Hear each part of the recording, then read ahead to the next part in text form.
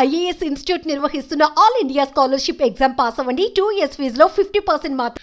Icon star Allu Arjun కు షాకుల మీద షాకులు తగులుతున్నాయి. హైదరాబాద్ సంధ్యా theatre లో ప్రీమియర్ షో అప్పుడు రేవతి అనే మహిళ చనిపోయిన విషయం తెలిసిందే. తాజాగా పుష్ప 2 ప్రదర్శిస్తున్న 2 థియేటర్లు ఏపీలో సీజ్ అయ్యాయి. రిలీజ్ అయిన తొలి రోజు దాదాపు 280 కోట్లు రాబట్టిన పుష్ప 2 సినిమాను ఇప్పుడు రెవెన్యూ అధికారులు సీజ్ చేయడం హాట్ టాపిక్ అయింది. బన్నీ ఫ్యాన్స్ ఆగ్రహంతో ఊగిపోతున్నారు. ఆ డీటెయిల్స్ ఏంటో ఈ వీడియోలో చూద్దాం.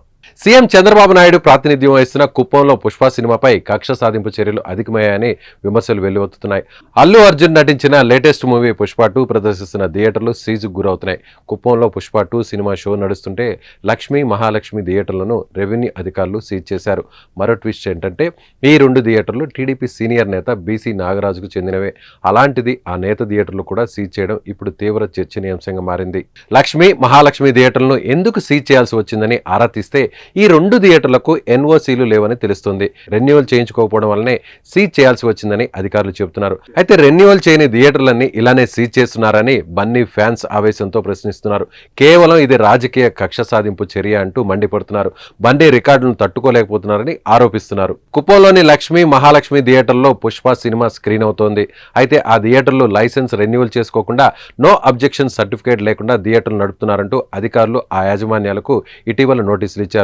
అంతేకాదు పుష్ప 2 సినిమా ప్రదర్శిస్తున్న థియేటర్లకు తాళాలు వేశారు. మూవీ రిలీజ్ అయి హిట్ టాక్ తెచ్చుకుంటే అధికారులు థియేటర్లను సీజ్ చేయడం సరికాదని బన్నీ ఫ్యాన్స్ ఆరోపిస్తున్నారు. అభిమానులకు ప్రేక్షకులకు సినిమా దూరం చేస్తున్నారని విమర్శలు సంధిస్తున్నారు. ఏపీ వ్యాప్తంగా అధికారులు ఎప్పటికప్పుడు తనిఖీలు చేపడుతున్నారు. పర్మిషన్ లేని థియేటర్లను సీజ్ చేయడం కొత్త విషయం కాదనేది అధికారుల మాట. థియేటర్లు నిర్వహించడానికి ఓనర్లు లైసెన్స్ను రెన్యువల్ చేసుకోవాలని రెవెన్యూ అధికారులు తెలిపారు. అన్ని వసతులు సౌకర్యాలు పర్మిషన్లు ఉన్నాయని చూపించి థియేటర్ యాజమాన్యం అధికారుల నుంచి ఎన్ఓసీ సర్టిఫికేట్ తీసుకోవాలని సూచించారు. రాష్ట్ర ప్రభుత్వ ఆదాయానికి గండి కొట్టేలా ఉన్న ఏ చర్యలను కూడా ఉపేక్షించేది లేదన్నారు.